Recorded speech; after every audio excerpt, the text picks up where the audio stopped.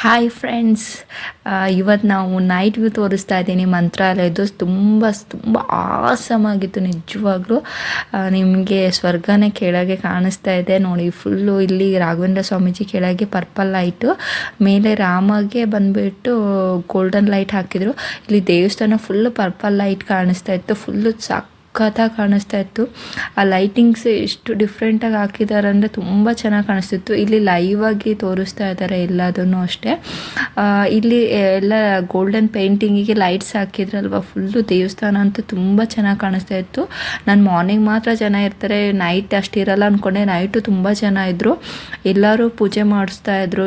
ಹೊರಗಡೆನೂ ತುಂಬ ಜನ ಅದನ್ನ ಲೈಟಿಂಗ್ಸ್ ನೋಡ್ತಾನೆ ಇದ್ದರು. ಸೊ ಎಲ್ಲರೂ ತುಂಬ ಜನ ಅಲ್ಲೇ ಟೈಮ್ ಸ್ಪೆಂಡ್ ಮಾಡಿದರು, ನಾವು ಅಷ್ಟೇ. ಏನಂದರೆ ರಾಘವೇಂದ್ರ ಗುರೂಜಿ ಅವ್ರದ್ದು ಫಸ್ಟ್ ಹೆಸರು ಬಂದು ವೆಂಕಟನಾಥ ಅಂತ ಹೇಳಿಬಿಟ್ಟು, ಅವರು ಸಂಸಾರನ ತ್ಯಾಗ ಮಾಡಿಬಿಟ್ಟು ಕೊನೆಗೆ ರಾಘವೇಂದ್ರ ಅಂತ ಸನ್ಯಾಸತ್ವ ಪಡೆದ ಮೇಲೆ ಹೆಸರನ್ನ ಪಡ್ಕೊಂಡಿರೋದು. ಸೊ ಅದು ಏನಂದರೆ ಇದು ಒಂದು ದೊಡ್ಡ ತ್ಯಾಗನೇ ಅಂತ ಅನ್ಬೇಕು. ಸನ್ಯಾಸತ್ವ ಪಡೆದ್ಬಿಟ್ಟು ಅವರು ಮಠಾಧೀಶ್ವರ ಆಗಿಬಿಟ್ಟು ಕೊನೆಗೆ ಇಲ್ಲಿ ಬಂದುಬಿಟ್ಟು ನೆಲೆಸ್ತಾರೆ. ಮಂಚಾಲೆ ಅಂತ ಗ್ರಾಮದಲ್ಲಿ ನೆಲೆಸ್ತಾರೆ. ಸೊ ಇದು ನಾವು ಆಮೇಲೆ ಅದು ಬೃಂದಾವನದೊಳಗೆ ಅವರು ಕೂತ್ಕೊಂಡಿರೋದು ನೀವು ನೋಡ್ತೀರಾ. ಅವರು ಅಲ್ಲಿ ದೇಹನ ತ್ಯಾಗ ಮಾಡ್ತಾರೆ. ಅಂದರೆ ದೇಹ ಅನ್ನೋದು ನಶ್ವರ, ಆತ್ಮ ಅನ್ನೋದು ಅಮರ. ಸೊ ನನ್ನ ಆತ್ಮ ಇಲ್ಲಿ 700 ವರ್ಷ ಇರುತ್ತೆ ಅಂತ ಹೇಳ್ತಾರೆ. ಇದು ನನಗೆ ತುಂಬ ಇಷ್ಟ ಆಯಿತು ನೋಡಿ. ಅಲ್ಲಿ ಬರೆದಿರೋ ದೇವಸ್ಥಾನದ ದೇವ್ರನ್ನ ಎಂಟ್ರಿ, ಬೃಂದಾವನಕ್ಕೆ ಎಂಟ್ರಿ ಕೊಡ್ತೀವಿ, ಅಲ್ಲಿ ಮೇಲೆ ಹೆಡ್ಡಿಂಗ್ ಮಾಡಿದ್ರು. ನನಗೆ ತುಂಬ ಇಷ್ಟ ಆಯಿತು. ನಿಮ್ಮ ಸಮಸ್ಯೆಗಳನ್ನು ಶ್ರೀ ಗುರುರಾಯರ ಬಳಿ ಹೇಳಬೇಡಿ, ಸಮಸ್ಯೆಗಳಿಗೆ ಹೇಳಿ ನಮ್ಮಲ್ಲಿ ಶ್ರೀರಾಯರಿದ್ದಾರೆ ಎಂದು ಅಂತ. ಅಂದರೆ ಸಮಸ್ಯೆಗಳನ್ನ ದೇವ್ರ ಹತ್ರ ಹೇಳಕ್ಕೆ ಹೋಗಬೇಡಿ, ರಾಯರ ಹತ್ರ ನೀವೇನು ಸಮಸ್ಯೆಗಳಿಗೆ ಹೇಳಿ ರಾಯರಿದ್ದಾರೆ ಅಂತ ಹೇಳಿದ್ರು. ತುಂಬ ಇಷ್ಟ ಆಯಿತು ಆ ವರ್ಡು. ಇದು ಬಂದ್ಬಿಟ್ಟು ಅಲ್ಲಿ ಲೈವ್ ಆಗಿ ತೋರಿಸ್ತಾ ಇದ್ರು ಬೃಂದಾವನದ್ದು. ಅದು ನಾನು ಹಾಕಿದ್ದೀನಿ. ಫುಲ್ಲು ಲೈಟ್ಸ್ ಎಲ್ಲ ಹಾಕಿದ್ದಾರೆ. ಅದಕ್ಕೆ ಸ್ವಲ್ಪ ಬ್ಲರ್ ಅನ್ನಿಸ್ತಾ ಇದೆ ಲೈಟ್ ಇದ್ದಿದ್ದಕ್ಕೋಸ್ಕರ. ದೇವ್ರ ಪಕ್ಕನೇ ಸಿಲ್ವರ್ದು ರಾಘವೇಂದ್ರ ರಾಯರ ಮೂರ್ತಿ ಇತ್ತು. ಸೊ ಇಲ್ಲೆಲ್ಲ ನೋಡಿ, ಮಾರ್ನಿಂಗ್ ಇಲ್ಲಿ ನಿಮ್ಗೆ ಗೋಲ್ಡನ್ ಇದೆಲ್ಲ ನಮಗೆ ಕಾಣಿಸ್ತಾ ಇರಲಿಲ್ಲ. ಇವಾಗ ನೈಟಲ್ಲಿ ತುಂಬ ಚೆನ್ನಾಗಿ ಕಾಣಿಸ್ತಿದೆ.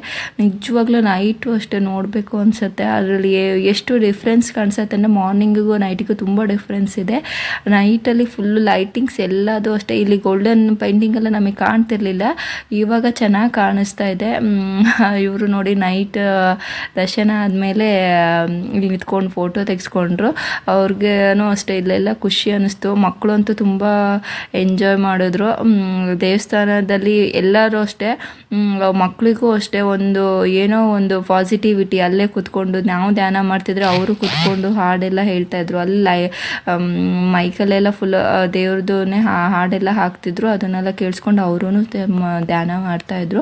ಇಲ್ಲಿ ದೊಡ್ಡ ದೊಡ್ಡ ಫ್ಯಾನ್ 2-3 ಕಡೆನೂ ಹಾಕಿದ್ರು. 4 ಕಡೆ ಈ ಕಡೆ ಅಂತ 4 ಫ್ಯಾನ್ ಹಾಕಿದ್ರು. ದೊಡ್ಡದು ಒಂದೊಂದೇ ಫ್ಯಾನ್, ಸಿಂಗಲ್ ಫ್ಯಾನು, ಒಂದೊಂದು ಸೈಡ್ ಒಂದು ಫ್ಯಾನ್ ಹಾಕಿದ್ರು. ಕೊನೆಗೆ ಇಲ್ಲಿ ನೋಡಿ ದೇವಸ್ಥಾನದಲ್ಲಿ ಒಳಗೆಲ್ಲ ದೇವ್ರದ್ದು ರಥಗಳು ಎಲ್ಲ ಇಟ್ಟಿದ್ರು. ಅದೆಲ್ಲ ಮ್ಯೂಸಿಯಂ ಥರ ಒಳಗೆ ಇಟ್ಟಿದ್ರು. ಪ್ರತಿಯೊಂದೂ ಅಷ್ಟೇ ಇದೆಲ್ಲ ದೇವಸ್ಥಾನದಲ್ಲಿ ದೇವ್ರಿಗೆ ರಥೋತ್ಸವ ಮಾಡುವಾಗ ಹಾಕೋದು ಎಲ್ಲ ಅಲ್ಲಿ ಇಟ್ಟಿದ್ರು.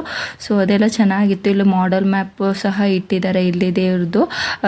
ಇಲ್ಲಿ ನಮಗೆ ಬಂದ ತಕ್ಷಣ ದೇವಸ್ಥಾನಕ್ಕೆ ಹೇಗೆ ದಾರಿ, ಗೋಶಾಲಕ್ಕೆ, ಆಮೇಲೆ ರಾಮ ಮಂದಿರಕ್ಕೆ ದಾರಿ ಇದ್ರು. ಹಿಂದೆ ದೇವಸ್ಥಾನದ ಹಿಂದೆ ತುಂಗಭದ್ರಾ ನದಿ ಇರೋದು ಪ್ರತಿಯೊಂದೂ ಸೊ ಮಾಡೆಲ್ ಮ್ಯಾಪಲ್ಲಿ ಹಾಕಿದ್ದಾರೆ. ಸೊ ಇದ್ರ ಪಕ್ಕನೇ ಇವಾಗ ಹೊಸದಾಗಿ ದೇವಸ್ಥಾನ ಮಾಡಿರೋದು, ದೇವಸ್ಥಾನ ಅಂದರೆ ಮುಂದೆ ಎಲ್ಲ ಮಾಡಿದಾರಲ್ವ, ಗೋಲ್ಡನ್ ಕಲರ್ ಪೇಂಟಿಂಗ್ಸ್ ಎಲ್ಲ ಹಾಕಿ ದೇವ್ರದ್ದೆಲ್ಲ, ಅದನ್ನೆಲ್ಲದನ್ನು ಈ ಮ್ಯಾಪಲ್ಲಿ ತೋರಿಸ್ತಾ ಇದ್ದಾರೆ. ಇನ್ನು ರೆಡಿ ಮಾಡ್ತಿದ್ದಾರೆ ಈ ಮ್ಯಾಪು. ಸೊ ನನಗಂತೂ ತುಂಬ ಇಷ್ಟ ಆಯಿತು. ರಾಘವೇಂದ್ರ ಸ್ವಾಮಿಯವ್ರದ್ದು ಈ ಗುಡಿ ಅಂತೂ ನಿಜವಾಗ್ಲೂ ಹೇಳಬೇಕಂದ್ರೆ ಕಣ್ಣು ತುಂಬಿಸ್ಕೊಂಡ್ವಿ. ನಾನು ಯಾವಾಗಲೂ ಅಷ್ಟೇ ಈ ನೈಟ್ ಇದು ನೋಡಿರಲಿಲ್ಲ. ಇಷ್ಟು ಸಲ ನೈಟು ನೋಡಿ ತುಂಬ ಖುಷಿ ಆಯಿತು. ಹಸುಗಳು ಅಷ್ಟೇ ಫುಲ್ ಎಲ್ಲ ಕಡೆನೂ ಹಸುಗಳಿದ್ವು. ನಿಮ್ಗೆ ಎಲ್ಲಿ ಹೋದ್ರೂ ಸಹ ನಿಮಗೆ ಹಸುಗಳು ಸಿಗ್ತಾ ಇದ್ವು. ಅಷ್ಟೊಂದು ಹಸುಗಳಿದ್ವು. ನನ್ನ ಚಿಕ್ಕ ಮಗಳು ತುಂಬ ಇಷ್ಟಪಟ್ಲು ಅನ್ನೋ ಹಸುಗಳು. ಪ್ರತಿಯೊಂದು ಹಸುನು ಮುಟ್ಟಿದ್ದಾಳೆ ಅವಳು. ಎಷ್ಟೊಂದು ಹಸು ಇದ್ವು. ಎಲ್ಲ ಹಸುನೂ ಅಷ್ಟೇ ಒಂದೊಂದಾಗಿ ಎಲ್ಲಿ ಕಂಡ್ರೆ ನಮ್ಮ ಹಸು ಅವ್ರ ಪಪ್ಪಗೆ, ನನಗಂತೂ ಜಾಸ್ತಿ ಕಡಿಮೆ, ಅವ್ರ ಪಪ್ಪಗೆ ಜಾಸ್ತಿ ಪಪ್ಪ ಅಂತ ಹೇಳ್ಬಿಟ್ಟು ಮುಟ್ತಾಯಿದ್ಲು. ಎಲ್ಲ ಹಸುನೂ ಮುಟ್ಟಿದ್ದಾಳೆ. ಅಂದರೆ ಅಷ್ಟು ಲಾಸ್ಟ್ ಬರೋವರೆಗೂ ಅದಕ್ಕೆ ಹಸುಗಳಿಗೂ ಬಾಯ್ ಹೇಳ್ತಾ ಇದ್ಲು.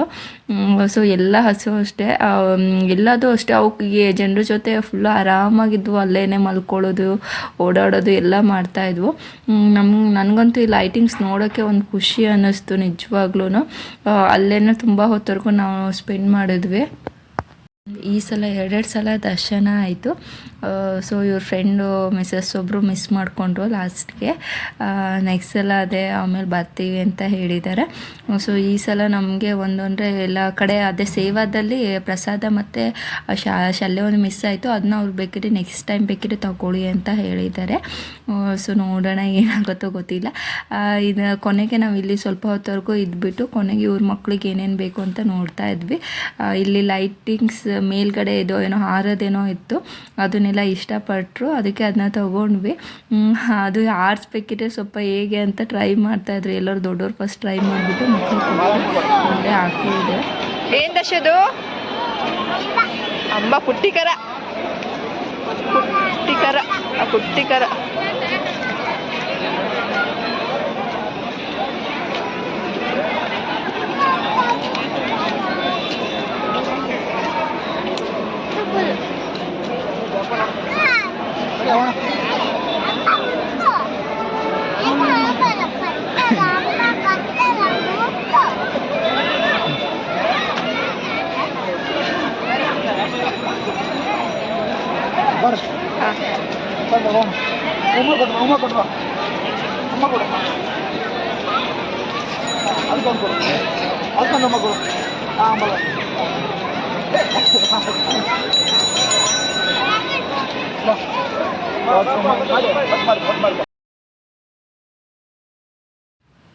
ಇವಳು ಕೊನೆಗೆ ಹಾರಿಸಿದ್ಲು.